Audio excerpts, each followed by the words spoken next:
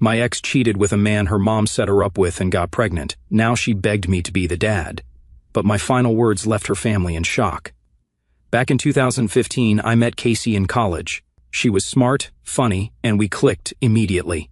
By 2019, we were pretty serious. I thought I had found the person I was going to spend the rest of my life with, so I worked my ass off at my factory job, saving every penny to buy her a ring. The plan was to propose on Christmas at her parents' house. I figured it'd be the perfect moment, surrounded by family, all cozy and festive. Casey's family was interesting. Her dad, Max, was chill, quiet, respectful, and generally a good guy. Her sister, Sherry, was nice too, super sweet and always supportive. But Jane, her mom, yeah, she hated me. No matter how hard I tried, nothing was ever good enough for her. She'd make snide comments about how Casey deserved better, or how I was just some guy with no ambition. Casey always brushed it off, saying, "That's just how my mom is." I didn't buy it, but I kept trying because I loved Casey and thought Jane would come around eventually. For Christmas, I went all out. I got Sherry a laptop for college because she'd been talking about needing one, a nice barbecue grill for Max, and an expensive scarf for Jane. Honestly, the scarf was a stretch for my budget, but I figured it might soften her attitude toward me. Casey was supposed to meet us there after her shift at the hospital, so I decided to go ahead and hand out the gifts. Sherry cried when she saw the laptop. She hugged me, saying it was the nicest thing anyone had ever done for her. Max looked genuinely happy with the grill, and even Jane managed a forced thank you for the scarf. For a moment, I thought maybe things were finally looking up. But then Sherry started acting weird. She kept glancing at me, her eyes darting to Max and back, like she was trying to decide whether to say something. Eventually, she pulled me aside into her room. Max followed, looking confused. Sherry was already tearing up as she said, "I'm so sorry. I didn't want to ruin this, but I can't keep it in anymore." I had no idea what she was talking about until she handed me a pregnancy test. I just stared at it, completely frozen. It felt like my brain short-circuited. "It's Casey," she said. "I found it last month." Then she dropped the bomb. Casey had been cheating on me since early in the year, and the guy was someone Jane had introduced her to. Sherry said Casey begged her to keep it a secret because she was figuring things out. I couldn't even speak. My chest felt tight, my hands were shaking, and my vision blurred. Max put a hand on my shoulder and said, "Chesson, I'm sorry. I understand if you need to leave." That snapped me out of it. I nodded, thanked Sherry for telling me, and shook Max's hand. As I walked out of the room, I glanced at Jane. She was sitting on the couch, sipping wine, completely unfazed. I didn't say anything to her. I didn't trust myself not to explode. The drive home was a blur. By the time I got back to my apartment, I was shaking with a mix of rage and heartbreak. I called my family and told them everything. My mom was furious, saying, "You're better off without her." My sisters were ready to fight Casey, but I told them to let it go. All I wanted was to move on. That night, around 11 p.m., Casey started blowing up my phone. She kept texting, saying things like, "Anna can explain," and "Poor son, please just let me talk to you." I didn't answer. The next morning, I changed my number, deleted my social media, and started erasing her from my life. It hurt like hell, but I knew one thing for sure. I deserved better. After Christmas, I felt like I was in survival mode. Cutting Casey off wasn't just about avoiding her calls and texts, it was about protecting myself from everything she represented. I wasn't just heartbroken, I was humiliated, angry, and stuck replaying every moment of our relationship, trying to figure out how I missed the signs. She tried everything to get in touch. She called from blocked numbers, sent emails, and even tried reaching out to my family. Every message was the same, "It's not what it looks like," or "You're misunderstanding everything." I didn't bother responding. What was there to misunderstand? She cheated, got pregnant, and lied about it. End of story. I spent a lot of time with my family in those first few weeks. My mom, being the nurturing force she is, made sure I was eating and sleeping. My sisters were more direct, saying things like, "Dude, she's trash, and she doesn't deserve a second of your time." They were blunt, but honestly, it helped. They reminded me that I wasn't the problem, she was. To keep myself busy, I dove into work. I started picking up extra shifts at the factory, not just to distract myself, but to build up my savings again. The money I'd spent on the ring was gone, but that didn't sting as much as losing the life I thought I was building with Casey. I realized I needed to refocus on myself, so I started doing things I hadn't done in a while. I joined a local basketball league, reconnected with friends, and even tried learning how to cook. Spoiler, I'm still terrible at it, but it's fun. Slowly but surely, I felt like I was starting to heal. Then, in mid-2020, I got some news I wasn't expecting. A mutual friend texted me out of the blue saying, "Hey, did you hear about Casey? I debated ignoring it, but curiosity got the better of me. The friend told me that Casey's affair partner had ghosted her after finding out he was the father of her baby. Apparently, he wanted nothing to do with her or the kid. Casey was now a single mom, trying to figure things out on her own. My reaction? Honestly, I didn't feel much. A tiny part of me felt satisfied, like, that's what you get. But mostly, I just felt indifferent. Her drama wasn't my problem anymore, and I was relieved to be out of the mess. A couple of months later, Casey somehow got my new number. She called me, begging to talk. I don't know why I answered, but I regretted it immediately. She launched into this whole apology, saying she'd made a mistake and wanted to explain. I let her ramble for a bit before cutting her off. Casey, I said, I don't care anymore. Whatever you have to say, it won't change anything. We're done. That's when she switched tactics. She started guilt-tripping me, saying I owed her this and that I was being unfair by refusing to hear her out. I told her flat out, don't owe you anything. You made your choices. Now live with them. Then I hung up. Not long after, Jane decided to get involved. She sent me a string of texts calling me a coward and saying I was running away from my responsibilities. I couldn't believe the audacity. Responsibilities? I wasn't the one who cheated. I wasn't the one who got someone else pregnant. I blocked her number too. For a while, it felt like they were everywhere trying to drag me back into their chaos. But every time they reached out, it only solidified my decision to cut them off. I didn't want or need their explanations. I didn't want closure. I just wanted to move on. And eventually, I did. The calls stopped, the texts stopped, and my days started feeling lighter. For the first time in months, I felt like I was in control of my life again. Mother's Day rolled around, and I was looking forward to spending it with my mom and one of my sisters, Raven. My mom has always been the heart of our family, and after everything that happened, I wanted to make the day special for her. We decided to grab lunch at Red Lobster because seafood is her favorite. It was supposed to be a calm, drama-free day. Spoiler alert, it wasn't. We were finishing up and about to leave when I saw them, Jane and Sherry of all people, in all places. They had to show up there. My stomach dropped. Sherry looked like she wanted to sink into the floor when she saw me, but Jane, she locked eyes with me and immediately had her usual look of disdain. I could feel Raven tensing up beside me. She's always been protective of me, and I knew she was ready to go off. Jane's expression changed the moment she noticed Raven. She looked confused, almost shocked, like she was piecing something together. I realized she must have finally figured out that Raven was my sister, the same other woman she had accused me of cheating with. The audacity of it all made me want to laugh. Raven muttered under her breath, "Do you want me to handle her?" I shook my head. The last thing I wanted was a public scene. My mom gave Jane a cold, hard look before nudging me forward. "Oh, let's just go," she said. But then Sherry stepped forward, practically begging, "Please, can we talk? Just for a minute, alone." Raven wasn't having it. Why would he want to talk to you?" she snapped. Sherry looked genuinely upset, and my mom stepped in, suggesting that I hear her out, away from Jane. I agreed, more out of curiosity than anything else. Sherry pulled me aside, far enough away that Jane couldn't hear us. She immediately apologized for everything that happened. "And I'm so sorry for how things turned out," she said. "Ines, I miss having you around. You were like a brother to me." I didn't know what to say, so I just nodded and let her continue. She told me Casey had been miserable since I left, crying all the time and saying she regretted everything. "I'm sorry she's struggling," I said, trying to keep my tone neutral. "But that's not my problem anymore. She made her choices." Sherry nodded, then told me something that made my stomach twist.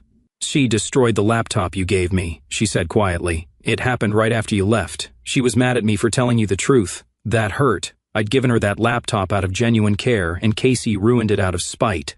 Before I left, I asked Sherry a question that had been bothering me since Christmas. "Why does your mom hate me so much? What did I ever do to her?" Sherry hesitated, then admitted, "She thought you were cheating. She saw you with another woman, Raven. She didn't know you were siblings." My jaw dropped. All of this, the cheating, the pregnancy, the heartbreak, started because Jane jumped to conclusions and convinced Casey I was unfaithful. I couldn't help but laugh. It was so stupid, so unnecessary, and yet it ruined everything. "Thanks for telling me," I said. "And hey, the laptop's warranty is still good. You can probably get it fixed." Sherry's face lit up, and for a moment, I saw the kind, shy girl I used to know. We hugged briefly, and I left to rejoin my mom and Raven. When I told them what Sherry had said, Raven rolled her eyes. "So Jane's not just a jerk, she's also an idiot. Good to know." My mom sighed and said, "Michael, you're better off without those people in your life." She was right. I'd spent so much time trying to make things work with Casey and her family, but it was clear now that they were never worth the effort. A few days after running into Sherry and Jane at Red Lobster, Sherry called me. She wanted help with the laptop warranty I'd mentioned. And since she'd been one of the few decent people in that family, I agreed to meet her at a local electronics store. When I got there, Max was with her, which, honestly, was a nice surprise. Max had always been solid. Out of all the chaos, he'd been the only one to offer me a genuine apology on Christmas. We chatted while sorting out the laptop. Max thanked me again for the grill I gave him and said how much he loved using it. Sherry was quieter but seemed relieved to have someone helping her out. It felt nice, almost normal. Afterward, Max suggested we grab lunch together as a thank you. I agreed, figuring it'd be a good way to catch up. We went to a small restaurant nearby, and for the first time in ages, I wasn't thinking about Casey or the drama. Max talked about his plans to redo their backyard, and Sherry mentioned how school was going, though she was clearly still dealing with tension at home. It was a surprisingly good time. Then, just as we were finishing up, I heard someone call my name. I looked up, and there she was, Casey. My heart sank. She looked rough, tired, stressed, and like she'd aged years since I last saw her. Part of me felt sorry for her, but the other part was just annoyed that she'd shown up and ruined what had been a peaceful afternoon. "Sigh," she said, her voice barely above a whisper. She glanced at Max and Sherry, then back at me. "Can we talk?" I stayed seated and crossed my arms. "What do you want, Casey?" She hesitated, then stepped closer. "I just want to explain. Please, I've been trying to talk to you for months." I sighed. "You've got 5 minutes. Go." She launched into an apology, saying she'd made a mistake and regretted everything. "See, I was confused," she said. "Hey, my mom convinced me you were cheating. She said she saw you with another woman." I cut her off. "You mean my sister?" "That's who Jane saw. Raven is my sister, Casey. If you'd bothered to ask instead of jumping to conclusions, we wouldn't even be here right now." Casey's face fell. "Oh, I didn't know. I thought—" She trailed off, looking completely lost. "Oh, and I should have talked to you." "Said you just cheated," I said flatly. "For almost a year. Instead of trusting me, you lied, slept with someone else, and got pregnant. And you expect me to care about your excuses now?" Her voice cracked as she said, I wasn't happy. I didn't know what to do." "And you could have talked to me," I snapped. "It could have ended things if you weren't happy. But instead, you went behind my back. That's on you." Max and Sherry sat there awkwardly, clearly uncomfortable with the whole situation. Casey started crying, which might have worked on me years ago, but not anymore. "Please," she begged. "I want to fix this. I'll do anything." I shook my head. "And there's nothing to fix, Casey. You destroyed everything. I've moved on, and so should you." That's when she dropped the real bomb. "But my son, he needs a father. He needs stability." I blinked, stunned by the audacity. "Our son is not my responsibility. That's for you and his actual father to figure out." "Oh wait, he ran off, didn't he?" "Sounds like a pattern." Casey flinched but didn't argue. Instead, she looked at me with tear-filled eyes and said, "Are you being so mean?" "Mean?" I repeated. "On Casey, I worked overtime to save for a ring because I thought we had a future together. I planned to buy a house for us, to start a family with you, and you threw it all away. You don't get to call me mean for refusing to clean up your mess." She broke down completely, sobbing into her hands. Max finally stepped in and said, "Casey, I think it's time to go. You need to respect his boundaries." She turned to Sherry, desperate for backup. "Sherry, you understand, don't you? You know I regret everything." Sherry hesitated, then said, "Casey, you're my sister, and I love you, but you made your choices. You can't expect him to just forget everything." Casey stared at her like she'd been betrayed, then stormed out of the restaurant. I sat there, stunned and exhausted, while Max apologized again. "And I'm sorry she showed up," he said. "You've been through enough." "It's not your fault," I replied. "You and Sherry have been decent through all of this. That's more than I can say for the rest of your family." After lunch, I went home and told my family what happened. My dad laughed and said, "Jane probably thought kicking you out would solve her problems. Look how well that worked out for them." My mom just hugged me and said, "Son, I'm proud of you for standing your ground. You deserve better." I realized then that Casey's apologies didn't matter. I didn't need closure from her. I'd already given myself that by walking away. After that confrontation with Casey, I thought I'd feel something. Relief, satisfaction, maybe even a sense of finality. But honestly, it felt empty. Closure wasn't what I expected. It wasn't neat, and it didn't magically make everything better. Instead, it just reminded me of how much damage had been done and how pointless it all was. A couple of days later, Sherry sent me a text, thanking me for hearing her out and helping with the laptop. She said, "I'd really miss having you around. You were like the brother I never had." That hit me harder than I thought it would. I told her I appreciated her honesty and that she didn't owe me an apology for Casey's mess. If anything, she'd been the only one in that family who acted with integrity. Hearing from Sherry made me reflect on how much I'd lost, not just with Casey, but with the parts of her family I'd grown close to. Max had always treated me with respect, and Sherry genuinely looked up to me. I didn't realize how much I missed having people like them in my life until that lunch. But I also knew staying in touch with them would mean risking Casey finding ways to worm back into my life, and I wasn't willing to let that happen. A week later, a mutual acquaintance reached out to tell me more about Casey. Apparently, she was still trying to contact old friends of mine, hoping they'd convince me to talk to her. She was struggling as a single mom, juggling work and raising her son alone after her affair partner completely ghosted her. I didn't feel vindicated hearing this. If anything, it just made me more certain I made the right choice by walking away. Her life was her responsibility now, and I wanted no part of it. Then there was Jane.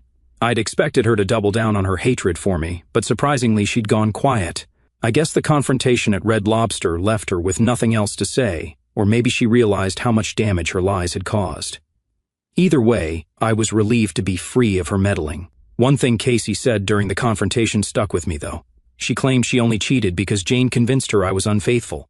At first, I brushed it off as another excuse, but the more I thought about it, the angrier I got. Jane had been meddling in our relationship from the beginning, planting seeds of doubt and encouraging Casey to find someone to better. But Casey wasn't an innocent victim in all of this. She made the choice to cheat. She made the choice to hide it, and she made the choice to try and lie her way out of it when she got caught. In the end, it didn't matter who was more at fault. Jane and Casey were both toxic in their own ways, and I was better off without either of them. That night, I sat down with my family and told them everything. My dad chuckled and said, "Jane was looking for any excuse to get rid of you. That woman was always full of it." Raven smirked and added, "And yet you're the one who came out ahead. Casey's stuck raising a kid alone, and Jane's probably tearing her hair out trying to fix things. Meanwhile, you've got a clean slate. That's a win." My mom, as always, was the voice of reason. She hugged me and said, "Michael, I'm proud of you for standing your ground. You didn't let them manipulate you, and that takes strength." I thought things were finally done with Casey and her family. I had moved on, found peace, and was focusing on myself. But of course, Jane wasn't about to let things end quietly. A few weeks after the confrontation with Casey, I got a call from a number I didn't recognize. Against my better judgment, I answered. "And Michael, it's Jane." Her sharp voice came through the line. I almost hung up right there, but curiosity got the better of me. What could she possibly want now? "What do you want, Jane?" I said, already annoyed. "I need to talk," she snapped, as if she was the one doing me a favor by calling. "It's about Casey and the baby," I sighed. "There's nothing to talk about. I've made my position clear. Goodbye, Jane." "Wait," she barked before I could hang up. "I'm not asking you to get back with Casey. I just think you should take responsibility for your part in this mess." That got my attention. "Oh, my part?" I asked, incredulous. "What part is that, Jane? I wasn't the one who cheated. I wasn't the one who lied. So please, enlighten me." Jane let out an exasperated sigh, as if I were the one being unreasonable. "Casey is struggling. She's a single mother because of a misunderstanding that could have been avoided if you just explained things to me from the start." I couldn't believe what I was hearing. "Are you seriously blaming me for Casey's affair?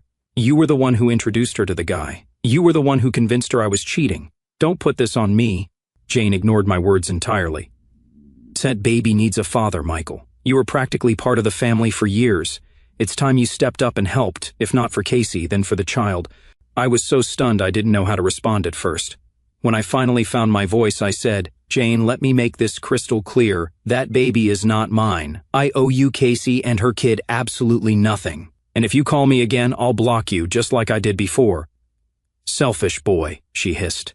"You think you'll ever find someone better than Casey? She made a mistake, but she's still the best you'll ever do. You're throwing away a good woman over something so trivial." That did it. I laughed, an actual deep belly laugh, because it was so ridiculous. "Trivial?" I repeated. "And cheating for almost a year, lying about a pregnancy, and trying to manipulate me into staying. That's trivial to you? No wonder your family is such a mess." Before she could respond, I hung up and immediately blocked her number. I thought that would be the end of it, but Jane wasn't done. The next day, I got a call from Max. He sounded tired and stressed, which was unusual for him. Michael, I need to apologize in advance," he said. "Jane's been out of control. She's planning to come to your workplace." "What?" I asked, completely caught off guard. "Why would she do that?" Since she says you need to face her and take responsibility, Max explained. And I've tried talking her out of it, but you know how she is. I groaned, already dreading the confrontation. Sure enough, later that afternoon, Jane showed up at my job. She stormed into the office demanding to see me. Thankfully, my manager intercepted her and asked what she wanted. I need to speak to Michael, Jane said, loud enough for everyone to hear. It's a private family matter. I was in the back, but I could hear her clear as day. My manager came to get me, looking concerned. Do you know this woman? She asked. Unfortunately, yes, I said. And I'll handle it. When I walked out to meet Jane, she immediately started her tirade. Oh, you've been ignoring me, and I won't stand for it, she said, glaring at me like I was a misbehaving child. And you're going to listen to what I have to say. Oh no, I'm not, I replied. You're on private property, and you're disrupting my workplace. Leave now, or I'll have security escort you out. That only made her angrier. You can't just ignore your responsibilities, Michael. I'll tell everyone here what kind of man you really are. I crossed my arms. Tell them how your daughter cheated on me, lied about her pregnancy, and tried to manipulate me. See how much sympathy you get. Jane's face turned red, and for a moment I thought she might actually explode. Oh, so you're a pathetic excuse for a man, she spat. Oh, and I hope you end up alone because no decent woman will ever want you. Before I could respond, security arrived and escorted her out. My coworkers were obviously curious, but I just shrugged it off, saying, "And Crazy X's mom, long story." They didn't press further. Later that night, I got a text from Sherry. She apologized profusely for her mom's behavior and said Max was furious with Jane for embarrassing their family. "He's out of control," Sherry wrote. Max is thinking about filing for divorce because of this. I told Sherry it wasn't her fault and that I didn't blame Max for wanting out. Jane had caused nothing but chaos, and honestly, I felt bad for him. The whole situation left me emotionally drained, but it also reinforced one thing. I made the right decision by cutting Casey and her family out of my life. They were toxic, entitled, and incapable of taking responsibility for their actions, and I wasn't about to let them drag me down with them.